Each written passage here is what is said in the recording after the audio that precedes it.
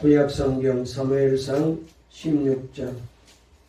제가 가지고 있는 성경책으로 구약성경 434페이지에 있는 말씀, 사무엘상 16장 1절 말씀부터 13절까지 우리 다같이 합독하도록 하겠습니다.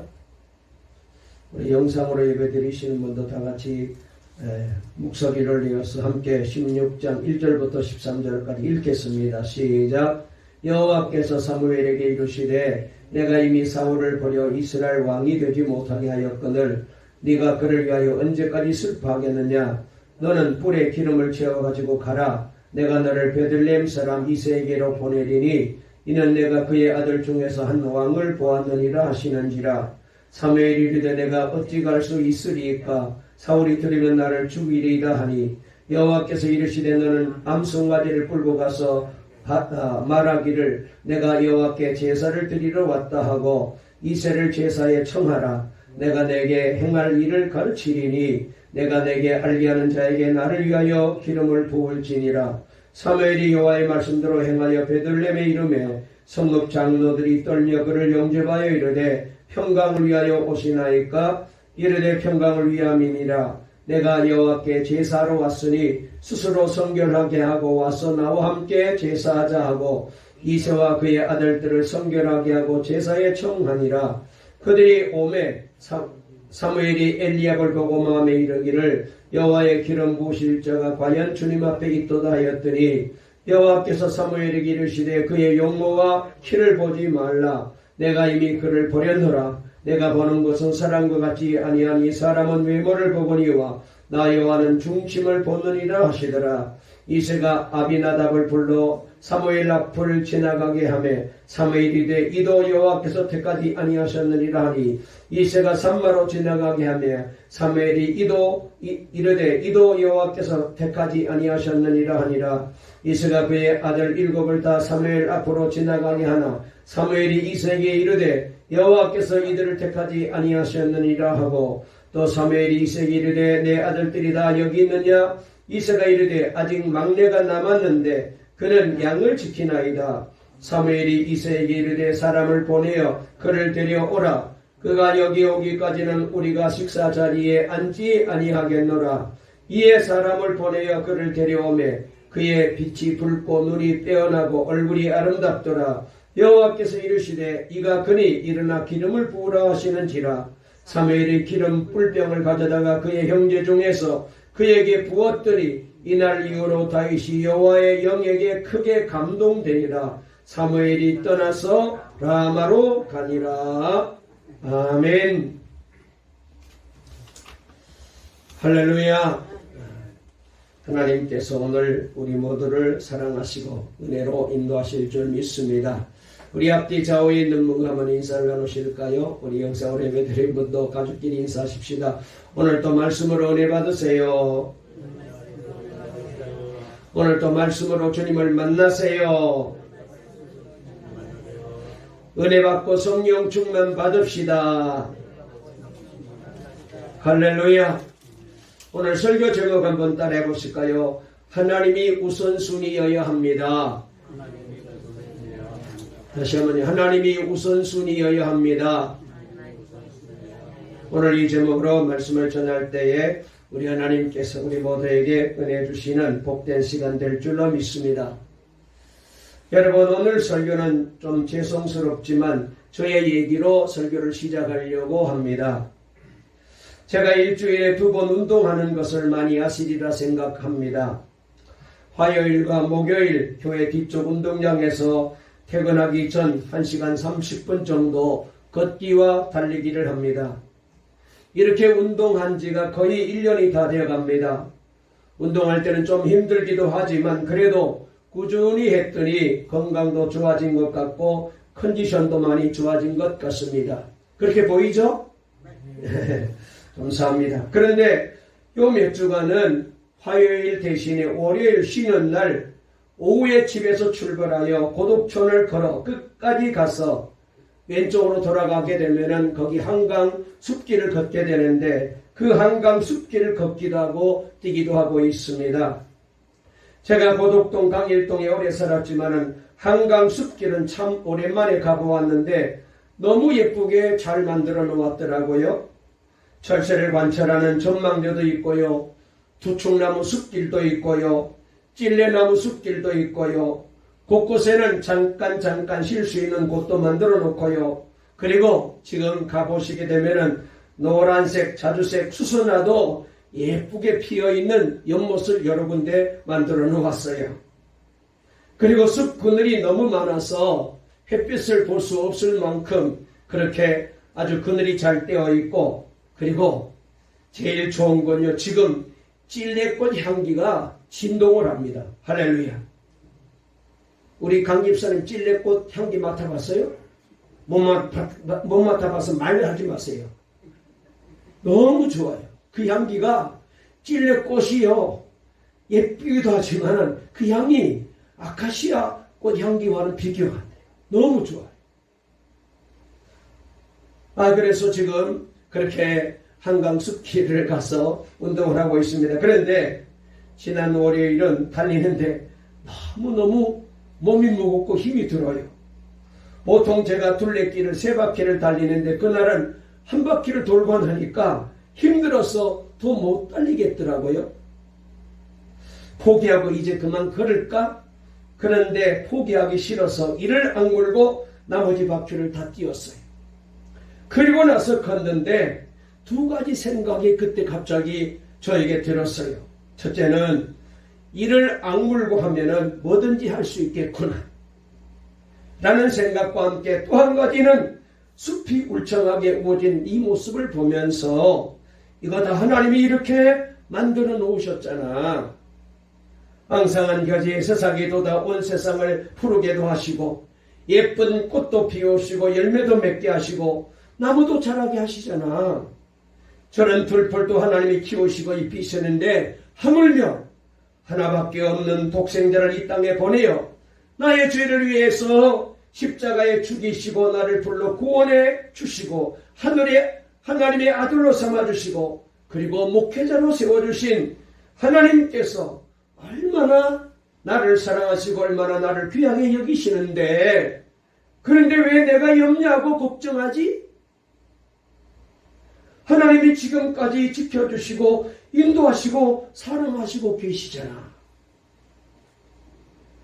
그러면서 드는 생각이, 내가 하나님 마음에 들고 하나님이 기뻐하는 삶을 살기만 하면은 능치 못함이 없는 전능하신 하나님께서 세상에서 가장 제일 좋은 것을 주시는 하나님 아버지께서 있는 자나 용맹 있는 자를 보면은 그들을 불러 모았더라라고 기록하고 있어요.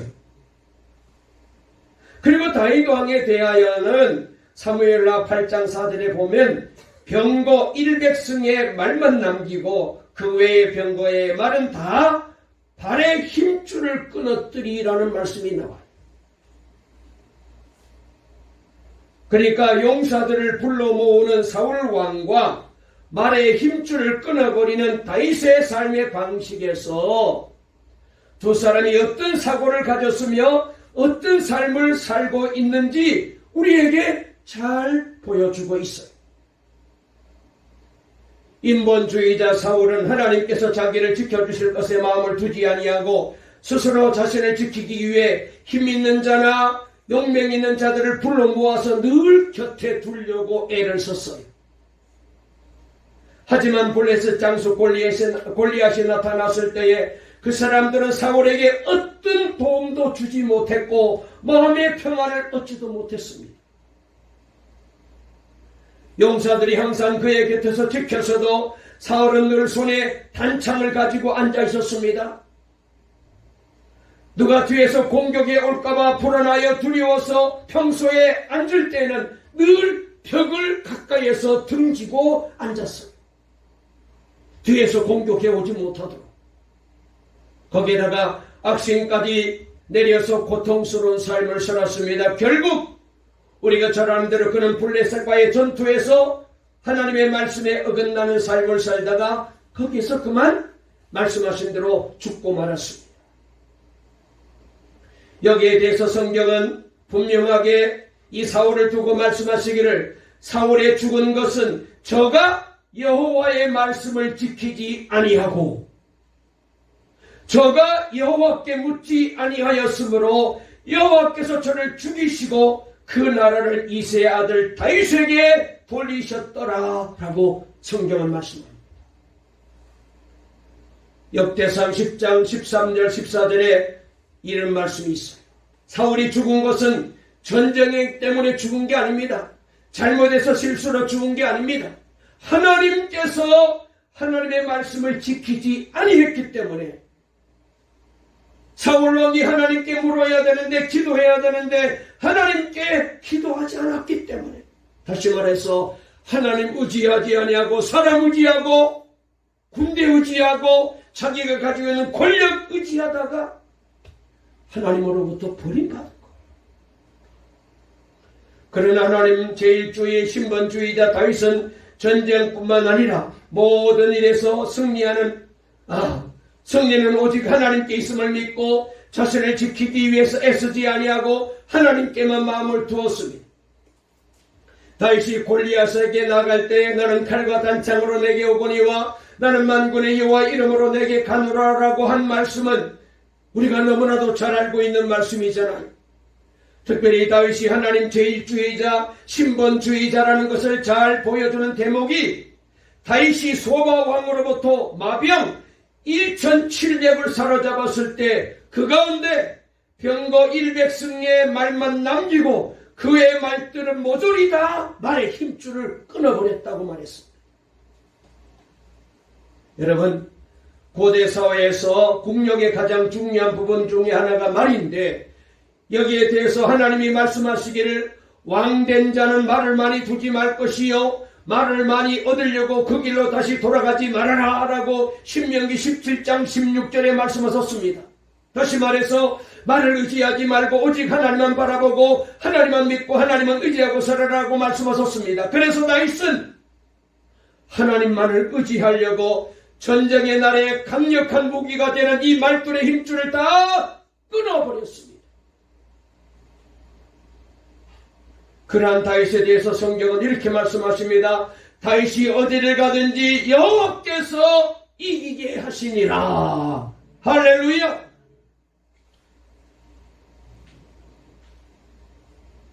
다윗 왕이 인간적으로 도움이 되는 것은 좋은 것들은 다 버리고 하나님과 마음을 합하여 살아가는 모습이 너무나도 아름다워요. 그래서 다윗은 늘 하나님 우선주의, 하나님 제1주의로 사니까 하나님이 그런 다윗의 모습을 보고 말씀하시기를 내가 이새의 아들 다윗을 만나니 내 마음에 맞는 사람이라 내 뜻을 다 이루리라고 사도행전 13장 22절에 말씀하셨습니다.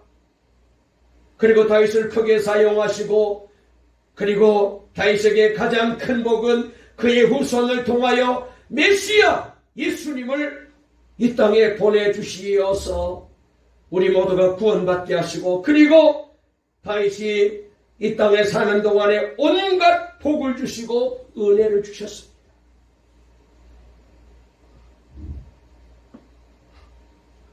또 역대하 16장 9절 말씀에 보면은 여호와의 눈은 온 땅을 두루 감찰하사 전심으로 자기에게 향하는 자를 위하여 능력을 베푸시나니라고 말씀하셨습니다. 우리가 하나님 우선주의로 우리가 하나님 제1주의로 살기만 하면은 하나님께서는 그런 사람을 찾아 온갖 능력을 베풀어 주시겠다고 약속하셨어요. 오늘 본문 말씀에도 보면은 하나님께서 불순종하고 교만하고 사람을 의지하는 사울을 버리시고 하나님의 마음에 드는 새로운 왕을 세우기 위해 사무엘 선지자를 베들레헴 이새의 집으로 보내어 그 아들 중에서 왕으로 기름을 부으려고 갔는데 사무엘이 여러 아들 가운데 첫 번째 아들 엘리압을 보니까 용모가 준수하고 여러 가지 모습으로 봤을 때 충분하게 왕이 될 그런 사람이라고 생각하여 그에게 기름을 부으려고 하니까 하나님이 아니라고 말씀하시면서 우리가 잘 아는 7절 말씀 하나님이 이렇게 말씀하셨는데 우리 16장 7절 읽어볼까요?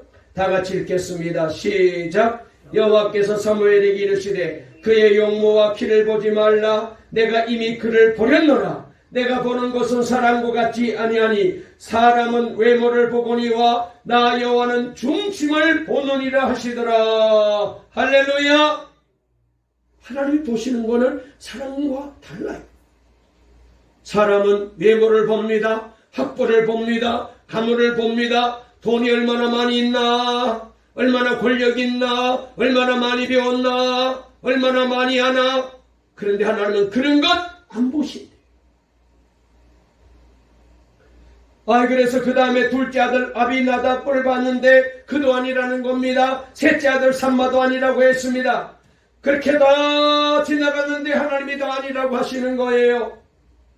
그때 마지막 막내 아들 다윗은 들에서 양을 돌보고 있었는데, 그래서 사무엘 선지자가 그 아들을 불러오라고 말합니다. 연락을 받고 다윗이 사무엘 선지자 앞에 섰는데 그때 하나님이 이렇게 말씀하셨습니다. 자, 우리 다 같이 12절 한번 읽어볼까요? 12절 다 같이 읽겠습니다. 시작. 이에 사람을 보내어 그를 데려오매 그의 빛이 붉고 눈이 빼어나고 얼굴이 아름답더라. 여호와께서 이르시되 이가 그니 일어나 기름을 부으라 하시는지라. 할렐루야. 저를 보세요. 그러니까 중요한 게 뭡니까? 우리도 하나님이 기뻐하는 하나님 우선주의로, 하나님 제일주의로, 신본주의로 살면 되는 거예요. 아멘. 그러면 어떻게 살아야 되냐? 뭐가 하나님 우선주의일까요? 그때 걷는데 하나님께서 저에게 몇 가지 떠올리게 만들어 주셨어요.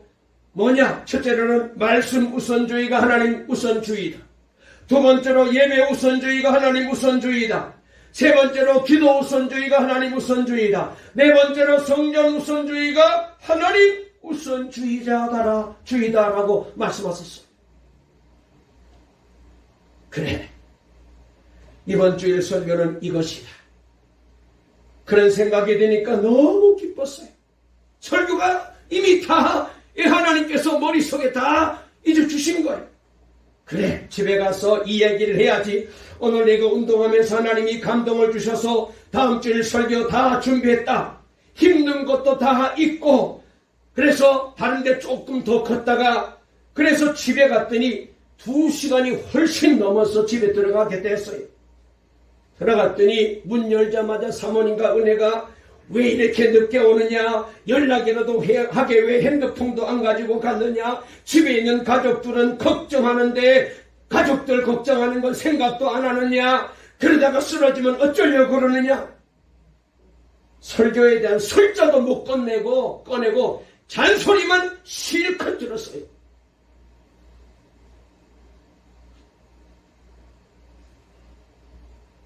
그런데 얼마나 좋은지, 얼마나 좋은지. 막 내가 좀 자랑하려고 그랬더니 하도 야단치는 바람에 얘기를 못 꺼냈어요. 그래서 오늘과 다음 주일에 걸쳐서 2주간에 걸쳐서 우리 인생을 하나님 제일주의로, 하나님 우선주의로 삽시다라는 주제로 제가 말씀을 전하려고 합니다. 할렐루야. 다시 한번 하나님 제일주의로 삽시다. 하나님 우선주의로 삽시다. 자, 그러면 하나님 우선주의, 하나님 제일주의가 뭐냐? 첫째로는 말씀이, 여러분, 말씀 우선이 하나님 우선주의입니다. 사도행전 5장 29절 말씀을 보면은 베드로와 사도들이 대답하여 가로되 사람보다 하나님께 순종하는 것이 마땅하니라, 이런 말씀이 나와요. 이 말씀은 예수님의 복음을 전하는 베드로와 사도들이 복음 전하는 일을 가로막는 핍박자들 앞에서 담대하게 외치기를, 온갖 사람들이 다 하는 말이 옳다 해도 하나님의 말씀이 아니다 하면 아니라는 거예요. 사람들의 말이 틀리다 해도 하나님의 말씀이 맞다 하면 그거는 맞는다는 거예요. 여러분, 하나님의 말씀이 사람의 모든 말보다 우선이 되어야 하며 하나님의 말씀이 맞다 하면 아니다 하는 것은 과감히 버리시고 우리도 하나님의 말씀을 지키고 순종하며 나아가는 이 베드로와 사도들처럼 그렇게 살 수 있기를 주의 이름으로 축원합니다. 하나님의 말씀에 기도하라면 기도하는 것이고 전도하라면 전도하는 것입니다. 위대한 예수님의 복음에 힘입었던 사도와 제자들은 이 하나님의 말씀을 절대화해서 오직 말씀대로만 살았던 거예요. 여러분, 이처럼 우리 또한 이 땅을 살아가면서 하나님의 말씀을 우선하고 담대하게 살아가야 됩니다. 우리도 하나님 말씀 앞에 당당해야 됩니다. 천지 만물의 주인이 우리 하나님이십니다. 그러므로 하나님의 말씀대로 살면은 하나님이 책임져 주실 줄로 믿으시기를 바랍니다. 열왕기상 13장에는 신실했던 한 하나님의 사람, 하나님의 선지자가 사자에게 찢겨 죽임을 당하는 사건이 열왕기상 13장에 나와요. 죽임을 당한 이유가 뭐냐? 하나님의 말씀을 어겼기 때문이었어요. 하나님께서 북이스라엘 초대왕 여로보암에게 심판의 메시지를 전하기 위해서 유다에 사는 이 하나님의 사람을 베델로 보냅니다. 그러면서 하나님이 당부하시기를 여로보암에 가거들랑 베델레에 가거들랑 거기서 주는 떡도 먹지 말고 물도 마시지 말고 아무것도 먹지 말아라. 오직 내 말만 전해라. 그런데 말이죠, 이 하나님의 말씀을 어기고 그곳에 늙은 잘못된 이 선지자가 있었는데 이 사람 말만 믿고 따라가 그와 함께 먹고 마시다가 결국은 하나님이 말씀하시는 데 돌아오는 길에 사자를 만나 그의 몸이 찢겨 죽음을 당합니다. 이 늙은 선지자가 나는 안 먹겠다고 했더니 나도 하나님의 선지자야. 나도 천사의 말을 들어. 그런데 어젯밤에 이 천사가 내게 나타나서 당신이 오면은 잘 맛있는 거 대접하라고 하나님께서 그렇게 천사를 통해서 내게 말씀해 주셨어. 그러니까 먹어도 괜찮아. 이 가짜의 이 어영 선지자의 말을 들은 거예요. 거짓말은 안 돼. 한때 신실했던 하나님의 사람이 어쩌다가 그렇게 되었을까요? 무엇이 그의 문제였습니까? 한마디로 말씀을 드리면 자기를 속이는 사람의 말을 너무 쉽게 믿은 게 문제예요. 하나님께서 그곳에 가서는 떡도 먹지 말고 물도 마시지 말아라 했으면 끝까지 그렇게 했어야 되는데, 그런데 그는 순간적으로 그곳에 늙은 선지자의 말을 믿어버리고 말았어요. 여러분, 하나님의 사람들에게는 사람의 말보다 더 중요한 것이 하나님의 말씀을 잊지 마시기를 바랍니다. 보세요. 하와는 하나님의 말씀보다 사탄의 말을 더 들음으로 선악과를 따먹고 말았잖아요. 사울왕은 하나님의 말씀보다 사람의 말을 더 들음으로 아말렉 족속을 진멸하려는 하나님의 명령에 불순종하고 말았습니다. 항상 하나님의 말씀에 민감하고 하나님의 말씀을 최우선으로 생각하는 우리 동강의 모든 성도들이 될 수 있기를 주의 이름으로 축원합니다. 사람의 말에 자꾸 귀를 기울이면 안 돼요. 그런데 여러분, 사람이 언제 하나님의 말씀을 잘못 듣는 줄 아십니까? 인간적인 욕구와 욕망이 강할 때, 그때 유혹하면 금방 넘어가. 아니 괜찮아. 이런 때에 꼭 교회 가야 돼? 예배 드려야 돼? 빠질 수도 있지.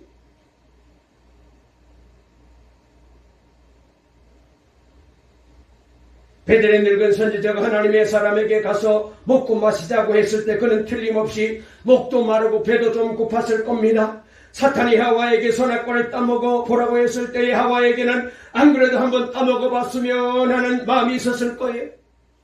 사람들이 사울왕에게 탐스러운 양과 소들은 죽이지 말자고 했을 때 사울에게도 그렇게 하고 싶은 마음이 있었을 거예요.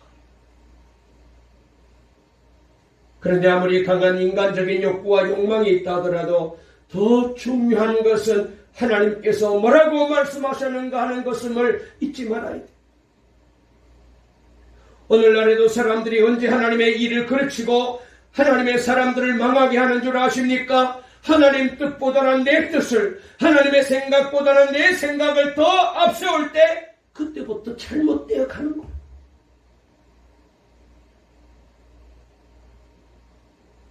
내 생각보다 더 중요한 것이 하나님의 생각이고 하나님의 말씀입니다. 내 바람보다 더 중요한 것이 하나님의 바람이고 하나님의 뜻입니다.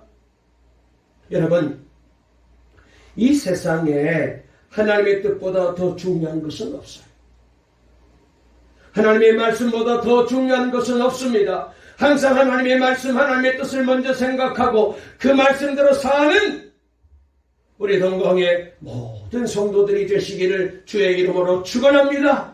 그렇습니다. 하나님 제일주의, 하나님 우선주의는 뭐냐? 하나님께서 말씀을 우리에게 주셨잖아요.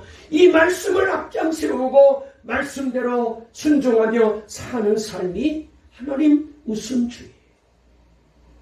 우리는 아이고 저거는 목사님이 설교하는 설교고 저거는 그냥 성경 말씀이야. 이런 환경에서 나 이렇게 사는 것 이거 모든 사람이 다 그렇게 살고 어쩔 수 없잖아. 자꾸 나를 생각하고 내 형편을 따라 사는 거예요.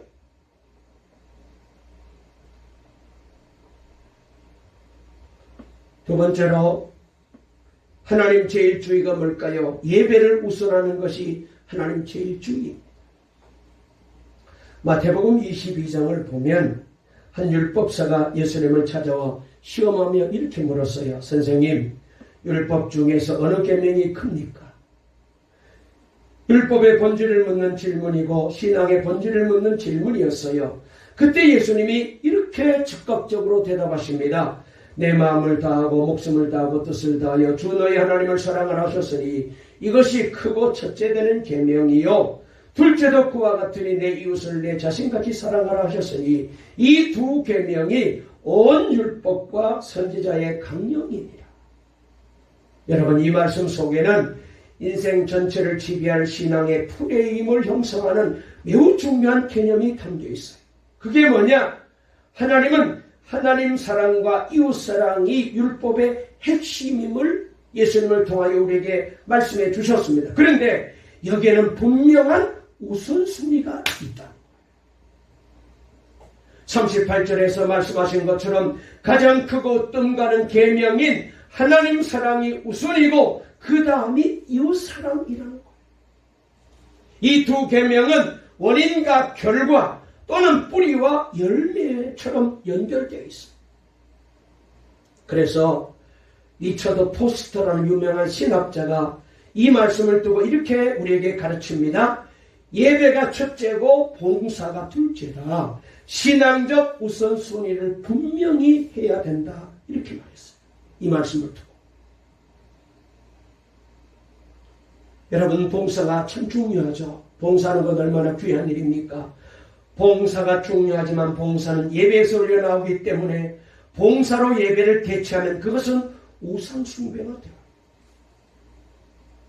그러므로 예배는 어떤 경우라도 신앙의 최우선순위에 두어야 합니다. 예배가 무너지면 다른 것은 다 무너져요. 여러분, 잊지 마십시오. 교회의 가장 근본적인 존재 목적은 하나님의 사랑의 표현인 예배하는 일에 있어요. 하나님은 우리의 예배를 받으시기 위해서 우리를 하나님의 백성으로 삼아주셨습니다. 그러므로 어떤 경우에라도 먼저 주일 예배를 비롯하여 모든 공적 예배를 잘 드리는 우리 동강의 성도님들이 될 수 있기를 주의 이름으로 축원합니다. 만약 성전에 나온 게 불편하시면은 지금 카톡으로 다 준비하고 있잖아요. 수요일 밤에도 그리고 금요 심야 기도도 얼마든지 예배 드릴 수 있는데 안 드려요. 수요일 예배, 금요 기도에는 아주 예배로 생각지도 않아요. 느헤미야 3장 1절을 보면은 바벨론 포로에서 돌아온 느헤미야가 백성들과 함께 무너진 예루살렘 성벽을 재건하는 말씀이 나와요. 그런데 대제사장 엘리야십이 자기 형제 제사장들과 함께 제일 먼저 건축한 게 뭐냐? 양문을 제일 먼저 건축했다라고 거기 나와요.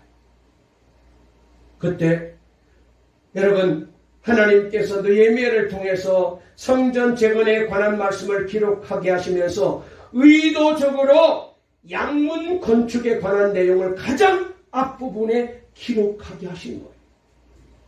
이거는 우선순위의 문제예요. 양문은요, 어떤 문이냐?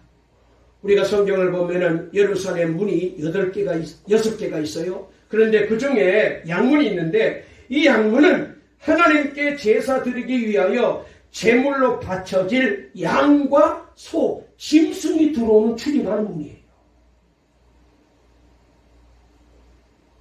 그러니까 이 문은 제사하는 문입니다.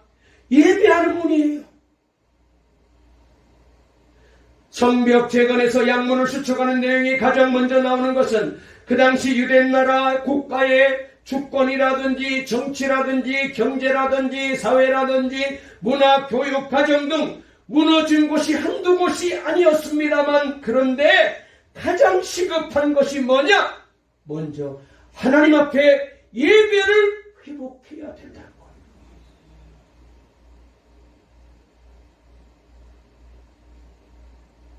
국가의 재건은 예배 재건입니다. 예배가 국력이에요.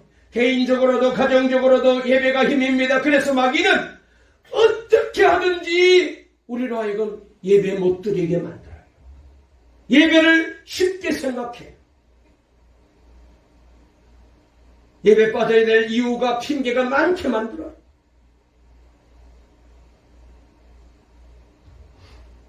여러분, 우리 인생이 무너질 때 우리는 무엇을 가장 먼저 수축해야 합니까? 우리는 어디에서부터 손을 대야 합니까? 그 답을 느헤미야서가 줍니다. 가장 먼저 양문을 재건해야 돼요. 예배가 우선순위예요.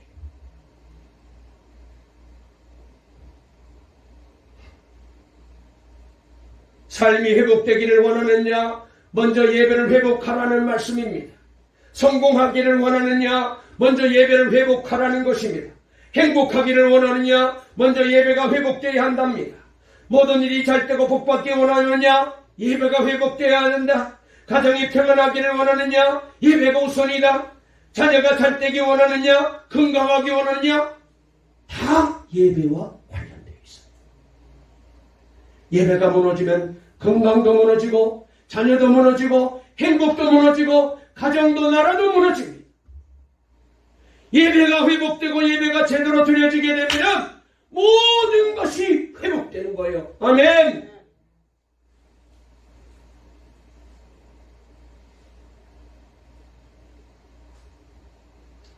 여러분, 예배가 왜 이렇게 중요합니까? 예배가 왜 이렇게 중요해요? 한마디로 예배는 하나님과의 만남이에요. 만남. 따라해 보실까요? 예배는 하나님과 만남이다. 아멘. 예배가 왜 중요합니까? 예배를 통해서 하나님을 만나면 우리는 변화됩니다. 구원받습니다.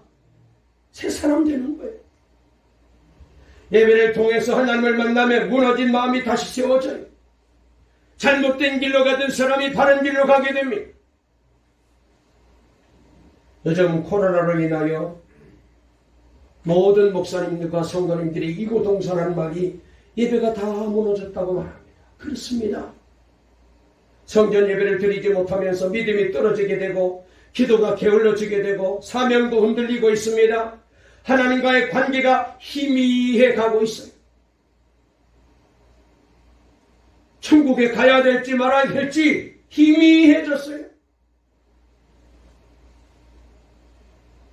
전에는 예배 한번 빠지면은, 새벽기도 한번 빠지면은 큰일 날 줄 알았지만은 이제는 예배를 안 들어도 별로 아쉬워하지 않습니다.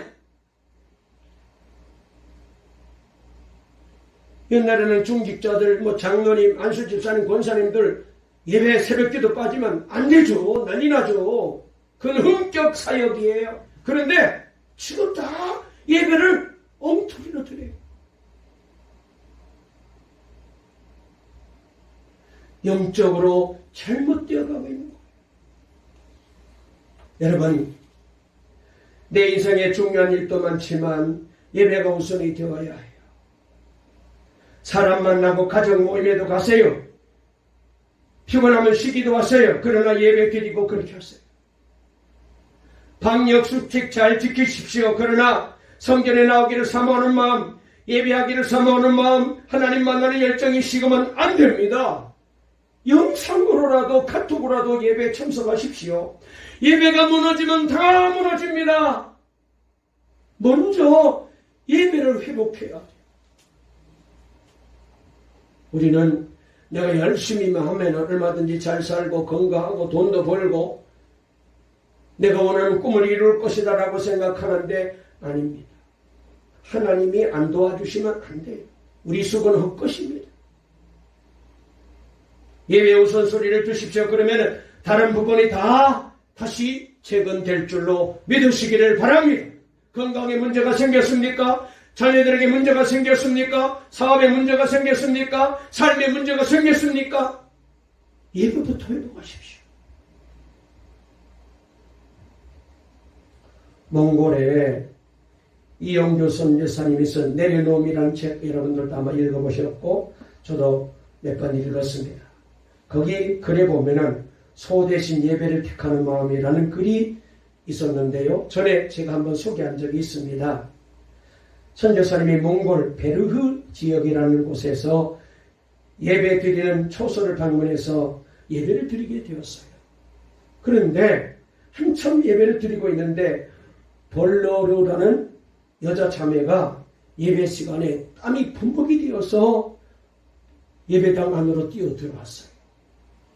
아니 왜 이렇게 됐냐고, 왜 이렇게 온몸이 땀에 젖었냐고 물었더니 예배 몇 시간 전에 소를 잃어버려서 소를 찾으러 뛰어다니다가 예배 시간이 된 걸 깨닫고 그래서 이렇게 있는 힘을 다하여 달려오다 보니까 이렇게 온몸이 땀이 범벅이 됐다. 소를 보내두고 소 찾는 거는 뭐 둘째 문제고 말씀을 먼저 들으려고 예배당으로 찾아온 거예요.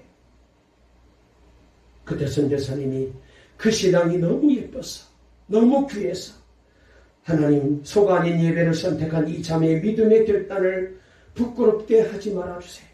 하나님 도와주세요. 기도했어요. 그런데 예배를 마치자마자 밖에서 소울음 소리가 들렸어요. 교회 마당에.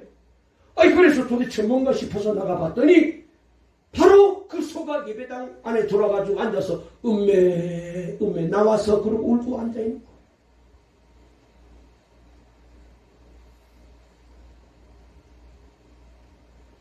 소가 아닌 예배를 선택한 이 소녀는 예배와 소, 하나님과 이 소 두 가지를 함께 얻은 거예요.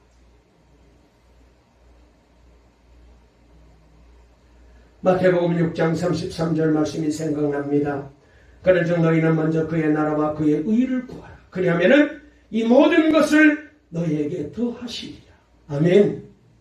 이 말씀은 우리가 하나님의 나라를 얻고 거기에 대해서 이 모든 것까지 얻는 비결을 가르쳐주고 있어요. 먼저 그의 나라와 그의 의를 구하십시오. 우선순위를 하나님께 두십시오. 우선순위를 하나님께 두지 않고 이 모든 것에 두면 하나님 나라와 이 모든 것을 다 잃어버리게 됩니다. 하나님도 잃어버리고 내가 원하는 것도 다 잃어버려요. 그런데 내가 하나님을 선택하고 예배를 선택하고 하나님 우선주의로 살면은 하나님도 얻게 되고 천국도 얻게 되고 내가 원하는 모든 것도 하나님이 주십니다. 하나님은 우리가 하나님께 우선순위를 두기를 원하셔요. 하나님께 우선순위를 두는 사람은 참 예배자가 됩니다. 그 이유는 하나님이 찾으시는 사람이 바로 예배자이기 때문에 그래요. 요한복음 4장에 보면 하나님께 참되게 예배하는 사람은 영과 진리로 예배하는 사람들입니다. 아버지께서는 이렇게 예배하는 사람들을 찾으신다는 거예요. 우리는 매주일 예배를 드립니다. 열심히 있는 분들은 더 많이 드립니다. 주일날 낮에도 지금 우리가 오후 예배를 못 드리지만 오후 예배도 수요일도 금요일도 새벽기도도 뭐 다 드리면 전에는 10번 이상 예배를 드렸죠. 그런데 예배 횟수보다 더 중요한 것은 하나님이 찾으시는 그런 예배자가 되는 거예요. 참오는 마음, 하나님 우선주의로 생각하는 그 마음이 있어요. 여러분 기왕에 예배 드릴 것 하나님이 찾으시는 예배자가 되어 참 예배자가 되어 저와 여러분의 예배가 언제나 하나님께 올려지기를 주의 이름으로 축원합니다. 사랑하는 여러분, 저와 여러분은 이번 한 주간도 모든 일에, 모든 시간에 하나님 제일주의로, 하나님 우선주의로 살아갈 수 있기를 바랍니다. 말씀을 앞장 세우고 그 말씀을 따라가십시오. 내 생각 버리고 내 마음 버리고 사람의 말 귀담아 듣지 말고 하나님의 말씀에 귀를 기울이십시오. 그리고 예배에 목숨을 거십시오. 예배에 최선을 다하십시오. 부득이하면은 카톡으로 예배 드리십시오. 그래요. 우리 동강의 모든 성도님들 하나님 마음에 꼭 들었어. 하나님 마음에 꼭 들었어. 하나님이 기뻐하는 사람이 되었어. 하나님 제일주의로 살았어. 하나님이 복 주시는 다윗과 같은 복받은 성도로 살아갈 수 있게 되시기를 간절히 주의 이름으로 축원합니다. 축원합니다.